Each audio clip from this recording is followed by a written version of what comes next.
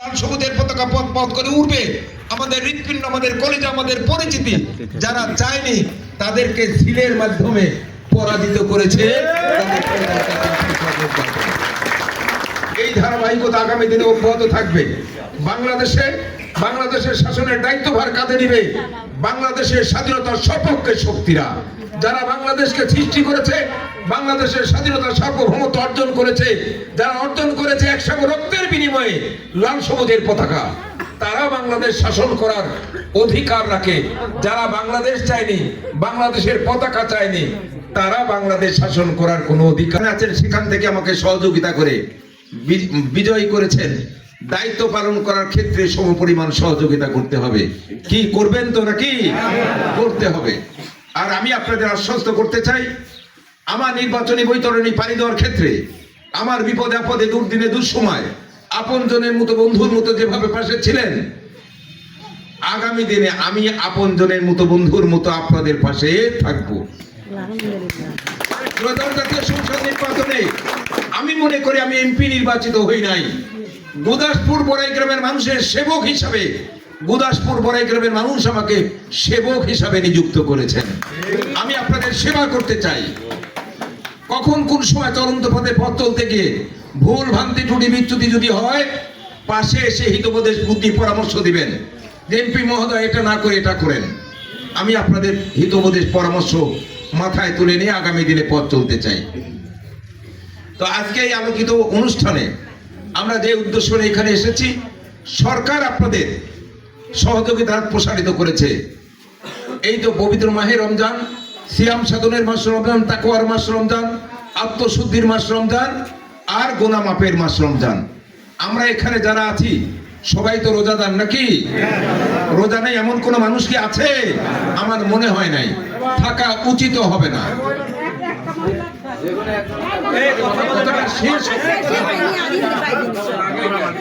পাশে আছে, নতুন সরকার গঠিত হয়ে গেছে। 17 বছর আমরা আন্দোলন করেছি, সংগ্রাম করেছি। আপনার ভোট আপনি দিবেন, যারে খুশি তারে দিবেন। বাংলাদেশের দেখতে দেখতে পুঞ্জিকার পাতা থেকে একেবারে 54টা বছর ধরে গেছে।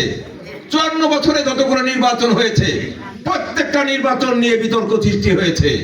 কিন্তু ত্রয়োদশ জাতীয় সংসদ নির্বাচনে যে নির্বাচন অনুষ্ঠিত হয়েছে, এটা নিয়ে কোনো বিতর্ক আছে? এটা নিয়ে কোনো বিতর্ক নাই।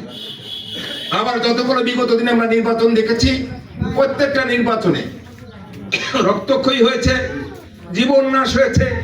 এবারকার নির্বাচন এত বড় একটা অনুষ্ঠান, এই নির্বাচনেও আপনার টেকনাফ থেকে তেতুলিয়া, রূপসা থেকে পাথুরিয়া, একটা মানুষেরও জীবন নাশ হয়নি। কি হয়েছে? কি হয়নি? কোনো রক্তক্ষয়ী হয়নি।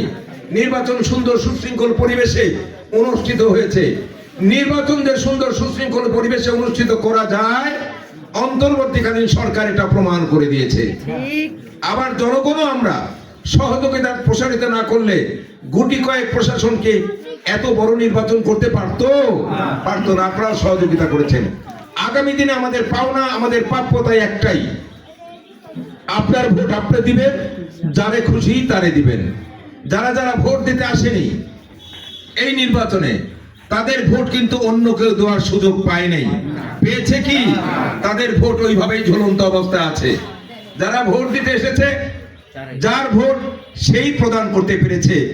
একটা মানুষের মুখেও আওয়াজ শুনি নাই যে আমি ভোট দিতে গেলাম, গিয়ে দেখলাম আমার ভোটটা হয়ে গেছে। এমন কি কোনো কাহিনী হয়েছে? এবার কি দিনের ভোট রাতে হয়েছে? রাত্রিতে হয়নি।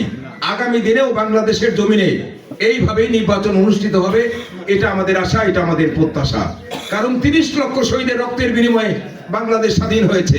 আমাদের প্রত্যাশাই ছিল গণতান্ত্রিক দেশ হবে, এখানে মানুষের মৌলিক অধিকার মানুষকে আমরা ফিরিয়ে দিব। সেটা আমরা দিতে পেরেছি আন্দোলনের মধ্য দিয়ে।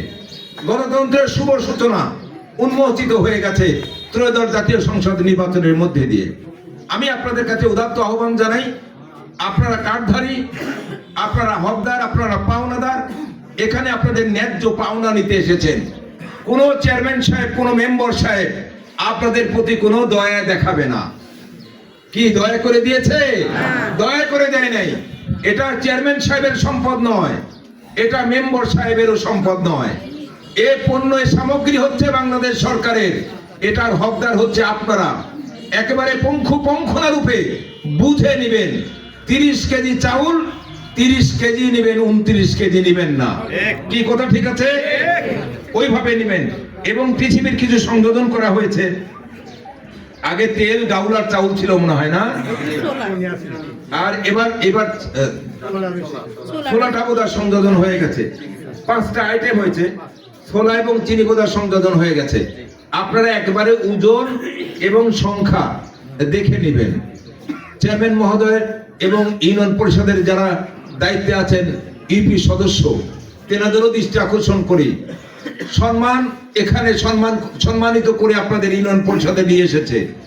আমার মেয়াদ যেমন 5 বছর, আপনাদের মেয়াদও কিন্তু 5 বছর। 5 বছর পরে আর এখানে কোনো সম্মান আপনাদের থাকবে না। বিশাল দায়িত্বের বোঝা আপনাদের কাঁধে দিয়েছেন, সঠিকভাবে আপনারা দায়িত্ব প্রতিপালন করবেন। যারা যেটা হকদারকে 16 আনা বুঝিয়ে দিবেন। কাল কঠিন হাসরের মাঠে মহাপরাক্রমশালী বাদশা আল্লাহ যখন বিচার আসনে কাজী হয়ে বসে যাবেন, এই ইউনিয়ন পরিষদের চেয়ারম্যানকে আসামির কাঠগড়া দাঁড় করিয়ে বলবে, তোমার প্রতি অর্পিত দায়িত্ব তুমি কতটুকু পালন করেছো। আমাকে অনুরূপ প্রশ্ন করবে, আপনাকেও অনুরূপ প্রশ্ন করবে। আপনিও তো একটা পরিবারের প্রধান নাকি? আপনার পরিবারের অভিভাবক।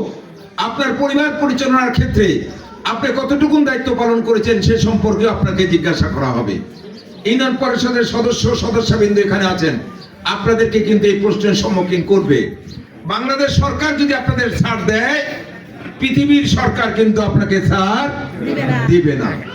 এটা ভেবে চিন্তে সম্মানের জায়গায় এসেছেন, জনগণের সেবার ব্রত নিয়ে এসেছেন। এখানে আমরা কোনো 2 নম্বরই কোনো অর্থ সম্পদ আত্মসাৎ করার মানসিকতা নিয়ে কিন্তু আমরা এখানে আসি নাই। আমরা সুন্দর পরিবেশে সরকার থেকে যে অনুদানগুলো আসবে, খুব দ্রুততম সময়ের মধ্যে আজকেই আমাদের মিটিং এর সিদ্ধান্ত হবে। খয়রাতি মাল এসেছে, 10 কেজি করে চাউল আপনারা ঈদের আগে পেয়ে যাবেন, কিন্তু আপনাদের দেওয়া হবে না। কি মন খারাপ? কারণ আপনাদের তো আছে নাকি, আপনারা একটা সুবিধা পাচ্ছেন। আপনার বাড়ির পাশে অনেকেই আছে যার সংখ্যা একেবারে বেসুমার, আমরা তাদেরকে তালিকাভুক্ত করব। ইউনিয়ন পরিষদের চেয়ারম্যান মহোদয় আছেন, সদস্যবিন্দু আছেন। একেবারে নিরপেক্ষ দৃষ্টিকোণ থেকে কোনো স্বজনপ্রীতি করবেন না। স্বজনপ্রীতি করলে বাংলাদেশ সরকারের কাছে কৈফিয়ত না দিলেও আল্লাহর কাছে কিন্তু আপনার জবাবদিহিতা আছে। এটা যারা প্রকৃত হকদার, যারা প্রকৃত পাওনাদার, সেই তালিকা আপনারা করবেন। গ্রামগঞ্জে ছুটে বেরিয়ে যারা প্রকৃতই গরিব মানুষ, তাদের মাঝখানে যদি ঈদের আগে যদি 10 কেজি করে চাউল তুলে দেওয়া যায়, একটু হলেও তো উপকার হবে নাকি? তালিকা হবে, আমাদের নেতৃবর্গ থাকবেন, আজকে দিক নির্দেশনা আসবে, আজকে মিটিং এর সিদ্ধান্ত হবে সবাইকে সাথে নিয়ে। কারণ এখানে আমাদের কারচুপি করার কোনো সুযোগ নাই। ওপেন এখানে টাঙিয়ে দিবেন যে আপনার ইউনিয়ন পরিষদের কতটা তালিকা এসেছে, নোটিশ বোর্ডে টাঙিয়ে দিবেন এবং সেই মোতাবেক আপনারা তালিকা করবেন। তালিকা করে সুষ্ঠুভাবে সেই মালগুলো বিতরণ করবেন। 10 কেজি মাল যখন বিতরণ হবে ঈদের আগে, সময় যদি আমার হাতে থাকে, প্রত্যেকটা ইউনিয়ন পরিষদেই আমি যাব। আপনারা কখনো আপনাদের জন্য যেটা নির্ধারণ করা হয়েছে, সেই নির্ধারিত পণ্যের কোনোটাই কোনো অংশেই আপনারা কম নেবেন না। কি কথা ঠিক আছে? সবাই ভালো থাকবেন। আমাদের মিটিং আছে, মিটিংয়ে চলে যাব। সুন্দর সুশৃঙ্খল পরিবেশে মালামালগুলো নিয়ে যাবেন। আর আমার সরকারের জন্য দোয়া করবেন। আমাদের সরকার প্রধান হচ্ছে আমাদের জনাব তারেক রহমান। আজকে আমরা আশা প্রত্যাশা করেছিলাম যে এই ত্রয়োদশ জাতীয় সংসদ নির্বাচনের মধ্য দিয়ে আমাদের মা, গণতন্ত্রের মা, বাংলাদেশের জন্য অনেক কষ্ট করেছেন, কারারুদ্ধ হয়েছেন, নির্যাতন করেছেন। আমরা বাংলাদেশের মানুষই শুধু নয়, বহির্বিশ্ব পর্যন্ত দোয়া করেছিলাম যে এই ঘন মুহূর্তে এই নির্বাচনটা আমাদের জন্য চ্যালেঞ্জের নির্বাচন। এই নির্বাচনে খালেদা জিয়ার বেঁচে থাকা অত্যন্ত জরুরি ছিল। কিন্তু আগমন হলেই হবে প্রত্যগমন, শুরু হলেই হবে শেষ, আর জন্ম হলেই হবে মৃত্যু। সেই মৃত্যুর ডাকে সাড়া দিয়ে আমাদের সেই গণতন্ত্রের মা, স্বাধীনতা সার্বভৌমত্ব রক্ষার অত্যন্ত প্রহরী প্রিয় নেত্রী দেশনেত্রী বেগম খালেদা জিয়া আমাদের মাঝখান থেকে সারা জীবনের জন্য হারিয়ে গেছে। আজকে এই গণতন্ত্র প্রতিষ্ঠিত করতে গিয়ে অনেক তাজা প্রাণ ঝরে গেছে, কত মায়ের বুক খালি হয়ে গেছে, বাবার কোল খালি হয়েছে, কত অগণিত অসংখ্য মা বোন সারা জীবনের জন্য বিধবা হয়ে গেছে। আমরা তাদের জন্য দোয়া করব।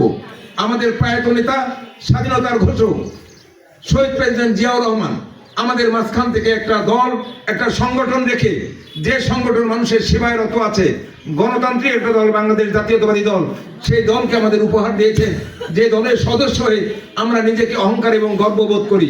সেই নেতা আমাদের মাঝখান থেকে চলে গেছে। আমরা তাদের জন্য প্রাণ খুলে দোয়া করবো পবিত্র মাহে রমজানে। আল্লাহ পাক তাদেরকে সারা জীবনের গুনাহ খাতা মাফ করে দিয়ে কবরটা কাল কিয়ামত পর্যন্ত জান্নাতের বাগিচায় পরিণত করে দেয়। সবাই বলেন আল্লাহুম্মা আমিন। সবাই ভালো থাকবেন, সুখে থাকবেন, শান্তিতে থাকবেন, এই আশাবাদ ব্যক্ত করে সুন্দর সুশৃঙ্খল পরিবেশে পণ্য বিতরণ এবং পণ্য গ্রহণ করবেন, এই আশাবাদ ব্যক্ত করে আমি আমার বক্তব্য শেষ করছি। আল্লাহ হাফেজ।